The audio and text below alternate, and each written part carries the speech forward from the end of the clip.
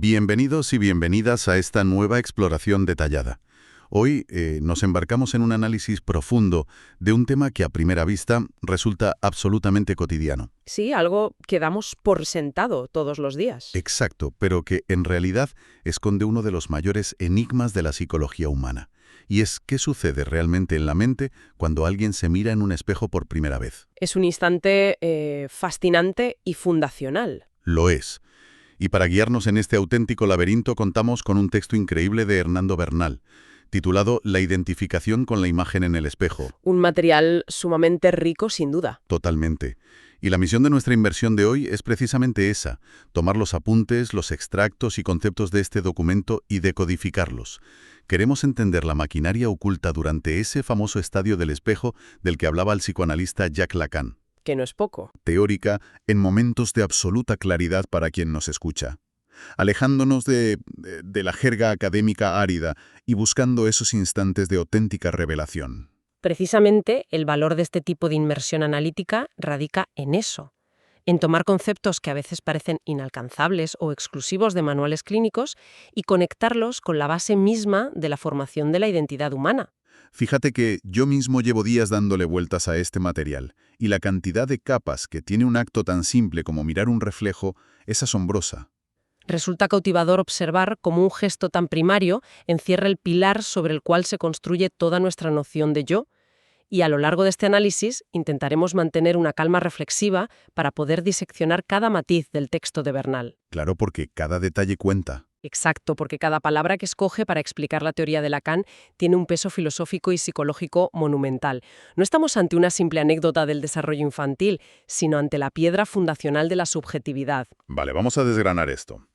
El texto de Bernal arranca con una premisa que rompe por completo con la idea intuitiva que cualquiera podría tener. Sí, nos cambia el marco por completo. Nos dice que el estadio del espejo de Lacan no es simplemente un hito del desarrollo físico, como aprender a gatear o a sostener la cabeza. No es un tema de maduración motriz. Bernal insiste en que debe comprenderse estrictamente como una identificación. Tengo aquí mis notas sobre el texto y cita una definición exacta de Lacan, de un escrito de 1984, la página 87. A ver qué dice exactamente. Dice textualmente que es la transformación producida en el sujeto cuando asume una imagen. Esa es la clave. Y luego añade un detalle que me ha dejado pensando. Menciona que el uso en la teoría del término imago indica sobradamente la predestinación a este efecto. Claro, es que ahí está el núcleo. O sea, ya no estamos hablando de un fenómeno de óptica, de luz rebotando en un cristal, sino de algo que altera la mente. Pero a ver, ¿qué implica realmente esa transformación al asumir una imagen? Hay un matiz crítico ahí que va mucho más allá de simplemente verse reflejado. Para entender esa transformación, debemos detenernos en esa palabra tan específica que utiliza el texto y que acabas de mencionar, imago. Imago, sí. Suena a imagen, pero asumo que no es exactamente lo mismo. Exacto. Bernal aclara que aunque está estrechamente emparentada con la palabra imagen, la elección del término no responde a una simple pedantería o erudición. Vale. Lo que se pretende al incluir imago en la definición de identificación es subrayar lo que en psicoanálisis se llama la determinación subjetiva de la imagen. Determinación subjetiva. Es decir, la imagen no es un reflejo pasivo, actúa como un agente creador y determinante sobre el sujeto que la percibe. La imagen formatea la mente de quien la mira. Madre mía. O sea que la imagen tiene un poder activo. El texto además aporta un dato histórico que me parece una pista enorme para entender esto. Sí, la influencia de Jung. Exactamente. Menciona que las imagos son fundamentalmente imágenes de otras personas y que fue Carl Jung quien introdujo esta palabra en la teoría. Así es. Todos conocemos un poco los conceptos de Jung de imago paterna o imago materna. Y si la imago siempre ha estado referida a otro, a una figura externa, y de repente la criatura asume su propia imagen en el espejo como una imago, Se produce un cortocircuito. hay un cruce de cables ahí espectacular, sí. Se está viendo a sí mismo como si fuera otra persona. Cuidado con simplificarlo a verse como otra persona, porque la implicación es aún más profunda. A ver, corrígeme. Al usar un concepto de Jung que originariamente designa la representación interna y poderosa que nos hacemos de los demás, el texto sugiere que la primera relación constitutiva que tenemos con nosotros mismos sigue esa estructura de alteridad. O sea que nos construimos desde fuera. Exacto. La imagen en el espejo es percibida en su origen, en ese espacio del otro. Para que se produzca esa transformación de la que habla la cita, la mente incipiente tiene que hacer un trabajo colosal. Entiendo.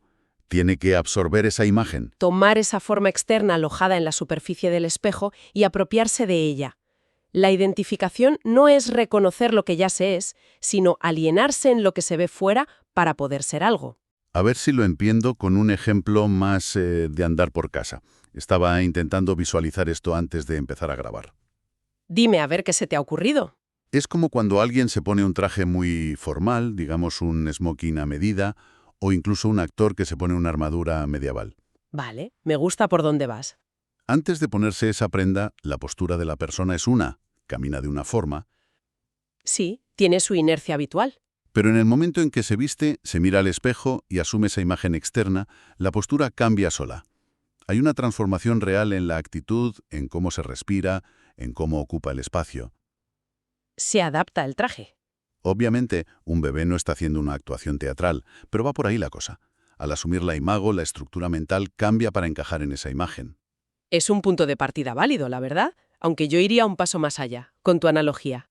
A ver, En el caso del actor o la persona con el smoking ya existe un yo previo que decide ponerse un traje. claro, ya hay una persona formada debajo de la armadura. Exactamente. La radicalidad del texto de Bernal es que en el estadio del espejo no hay un yo previo estructurado. El traje, la armadura de tu ejemplo, es lo que crea el sujeto. Tela con esto. No es que cambie su postura, es que le otorga por primera vez una postura en el mundo. Deja de ser una amalgama de sensaciones deslavazadas para convertirse en el sujeto que corresponde a esa imago. O sea, el traje crea a la persona.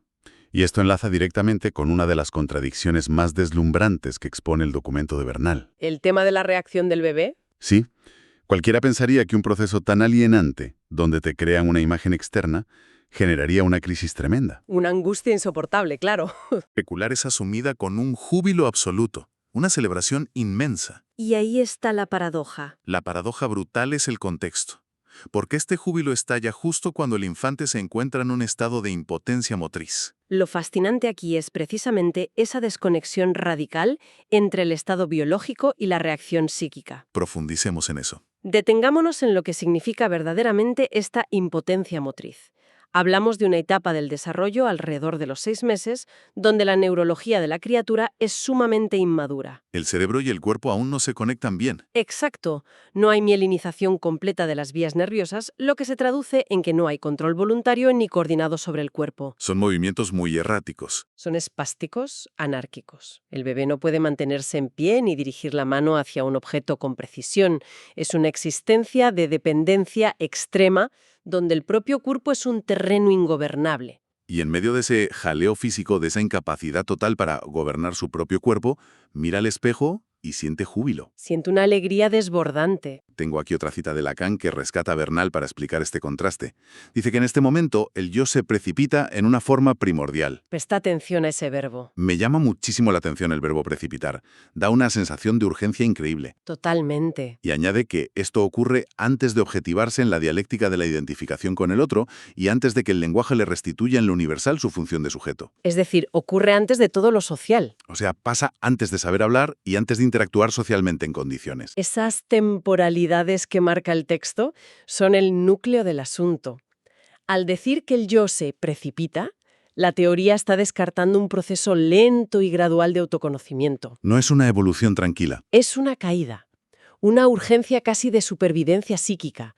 El yo incipiente se abalanza hacia esa forma primordial del espejo porque es un salvavidas. Le salva de ese caos interno. Le otorga algo que su biología le niega tajantemente, que es dominio y unidad. Y como bien apuntas, al leer el extracto es un encuentro estrictamente preverbal. No hay palabras para explicarlo aún. Aún no hay lenguaje, no hay mundo simbólico. Es un choque puramente visual e imaginario. Le daba vueltas a una forma de imaginar esa urgencia. Es como la sensación de intentar manejar un vehículo que tiene la dirección completamente rota. Una pesadilla, vamos. Si giras el volante a la derecha y el coche se va a la izquierda, pisas el freno y acelera, estás atrapado en un armatoste que no te obedece, lo cual debe generar muchísima angustia. Muchísima. Y de repente, a través del parabrisas, ves una estatua perfecta de ti mismo, serena, contenida. Ese contraste, el júbilo vendría de encontrar una solución visual a un problema que es puramente físico. Claro, la estatua del espejo no tiembla ni se cae. Exacto. La imagen del vehículo roto ilustra bien la angustia, pero la estatua te da la paz. La ilustración es buena, pero para ser fieles a la radicalidad de Bernal y Lacan, hay que añadir un giro importante a tu ejemplo. A ver, ¿cuál es el giro? El júbilo no proviene solo de ver la estatua perfecta, sino de la ilusión instantánea de ser esa estatua. Ah, claro, la asume como propia. El reflejo promete una maestría que la criatura aún no posee. Es una promesa visual de dominio futuro. Por eso hay júbilo, se está celebrando la anticipación de un poder sobre el cuerpo, aunque en ese momento exacto sea una absoluta ilusión óptica. Aquí es donde la cosa se pone realmente interesante. Ya lo creo. Porque esta ilusión visual nos lleva de lleno al concepto de la Gestalt, que Bernal explora a fondo. Y quien nos escucha y conoce algo de psicología, sabe que la Gestalt se refiere a esa percepción de un todo estructurado, ¿no? Sí, a percibir la forma completa. El texto nos dice que la criatura logra hacer una Gestalt de su imagen en el espejo, ve una totalidad unificada, no partes sueltas. Exacto. Pero lo fuerte no es la capacidad cognitiva de ver el todo, sino la consecuencia que tiene esto. Así es. Bernal subraya el uso de la Gestalt no como un simple triunfo perceptivo de «mira qué bien veo», sino como el detonante de un choque monumental. Un choque entre dentro y fuera. La asunción de esta forma totalizante crea una brecha inmensa. Al ver esa totalidad externa perfecta y cohesionada, la criatura se da cuenta, por puro contraste, de la realidad de su falta de coordinación interna. ¡Wow! La síntesis visual inaugura una crisis. O sea que ver la perfección fuera es lo que te hace sentir el desastre por dentro. Tal cual. Y a partir de este choque surge uno de los conceptos que me parecen más perturbadores del documento: la experiencia del cuerpo fragmentado. Un concepto durísimo. Bernal explica que el cuerpo empieza a experimentarse como dividido, precisamente por ese contraste con la Gestalt del espejo. Fíjate en la inversión cronológica que plantea esto. No es que el infante sufra primero por su cuerpo fragmentado y luego busque alivio en el espejo. Ah, ¿no es en ese orden? No. Es la perfección del reflejo la que inventa retrospectivamente el horror de la fragmentación. Madre mía, te crea el problema al darte la solución. Exacto. El infante siente la turbulencia de su sistema nervioso, siente una extremidad por un lado y otra por otro, sin gobierno alguno. Y al comparar esa vivencia caótica con la totalidad serena que lo mira desde la superficie pulida, su propia realidad biológica se le antoja insoportable. Como un rompecabezas roto. Esta vivencia del cuerpo fragmentado es terrorífica y actúa como el motor que empuja a la mente a aferrarse desesperadamente a la ilusión del espejo. Vaya tela. Es para reflexionar muchísimo. Desde luego. Nos están diciendo que la primera vez que un ser humano tiene la sensación de totalidad de ser uno es pura falsedad.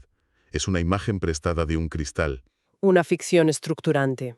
Mientras que la única realidad interna y verdaderamente propia en ese momento es el caos y la fragmentación. Es casi un thriller psicológico. Si conectamos esto con una perspectiva más amplia, llegamos al análisis del 9º párrafo del texto de Lacan, que Bernal desgrana con una precisión quirúrgica. Ese párrafo es denso. Sí.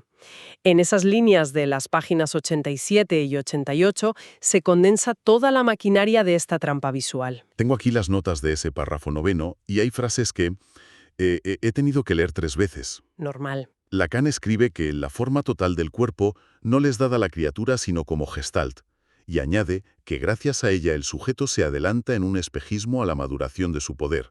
Un espejismo. Subraya esa palabra. Y luego suelta que esta forma aparece en una exterioridad y que es más constituyente que constituida. Ahí está la clave lacaniana. A ver, yo leo esto y necesito ayuda. ¿Qué implica a nivel profundo que la identidad empiece como un espejismo? La palabra espejismo aquí es brillante.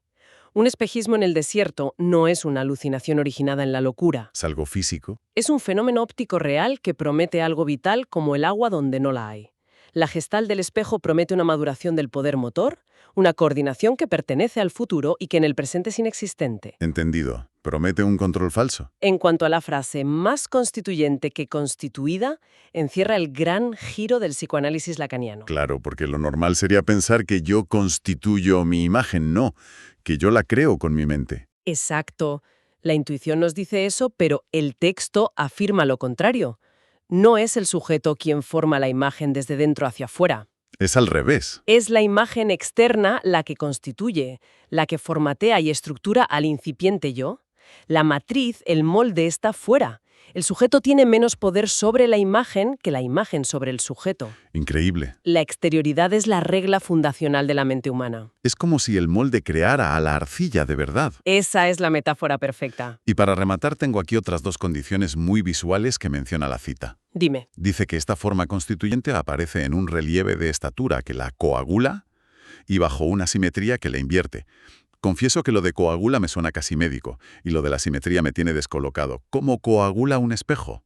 El uso del verbo coagular ilustra la fijación, el paso de un estado fluido a uno sólido. Pasar de líquido a estático. Frente a la agitación constante líquida y escurridiza de la impotencia motriz del infante, el reflejo ofrece una estatua, un contorno nítido que detiene el flujo caótico. Lo congela. Coagula el sentido del ser. Y respecto a la simetría que la invierte, no debemos quedarnos solo en el hecho físico de que un espejo invierte la derecha y la izquierda. Hay algo más profundo. Hay una inversión estructural profunda. Lo que internamente es caos e impotencia se invierte y aparece externamente como orden y dominio. Es una inversión de la realidad experiencial. Fíjate cómo el párrafo concluye oponiendo toda esta estructura congelada a lo que Lacan llama la turbulencia de movimientos con que se experimenta a sí mismo. Ese es el gran conflicto final. Ese es el contraste que dibuja Bernal. Por un lado, la imago coagulada y perfecta. Por el otro, el torbellino de un sistema nervioso que no da abasto. Los dos polos de la existencia inicial. Analizando estos términos de exterioridad, coagulación, inversión, quede clarísimo que el supuesto asombro y maravilla del autodescubrimiento está completamente teñido de ilusión. Descubrimos que nuestra misma identidad arranca como un truco de magia. Completamente. Fingimos un poder a través de un espejismo para no volvernos locos ante nuestra propia turbulencia interior. Y ese es el núcleo innegable del texto de Bernal. Pone en evidencia que el cimiento de nuestra identidad se forja en un conflicto perpetuo con nuestra biología originaria. Desde el minuto 1. Se crea un yo que es por definición un constructo defensivo y alienado. Entonces, ¿qué significa todo esto para quien nos escucha hoy? Es la gran pregunta. Si juntamos las piezas de este análisis detallado del texto de Hernando Bernal, vemos que reconocerse en el espejo por primera vez no tiene nada de simple acto de constatación biológica. No es un trámite. No es decir, ahí estoy yo, ya está. Es un drama psicológico en toda regla. Hemos visto cómo la cruda realidad de la impotencia motriz choca brutalmente contra la imago. Un choque de trenes. Y de esa colisión nace el yo, pero nace como un espejismo para huir del terror del cuerpo fragmentado. El inmenso valor de comprender estas páginas radica en la exigencia de reevaluar cómo entendemos nuestro propio ser. Totalmente. Nos demuestra que el sentido de identidad está cimentado en una externalidad ineludible. Ese yo que consideramos tan íntimo, tan nuestro, es estructuralmente más constituyente que constituido. Dependemos del andamiaje externo. Dependemos de él para que nos moldee. La advertencia teórica que nos deja Bernal es profunda. La experiencia primigenia de ser humanos está indisolublemente atada a una ficción visual, a la asunción de una forma que en el fondo no nos pertenecía. Es una inmersión fascinante que te vuela la cabeza, sinceramente. Da muchísimo que pensar. Y para cerrar esta exploración de hoy, nos gustaría dejar un pensamiento provocador para seguir reflexionando a solas. Adelante. A la luz de lo que hemos desgranado sobre el texto de Bernal, nos invita a reflexionar sobre lo siguiente. Si la primera y más profunda experiencia humana de tener una identidad unificada fue en realidad un espejismo externo. Una ilusión óptica. Exacto, una ilusión visual adoptada de urgencia para ocultar la propia turbulencia interna y el terror al cuerpo fragmentado.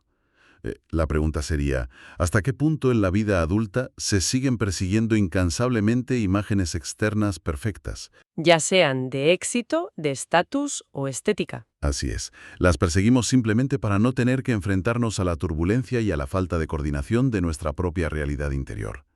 Ahí queda eso. Una pregunta para llevarse a casa. Muchísimas gracias por acompañarnos en este recorrido analítico y hasta la próxima inversión.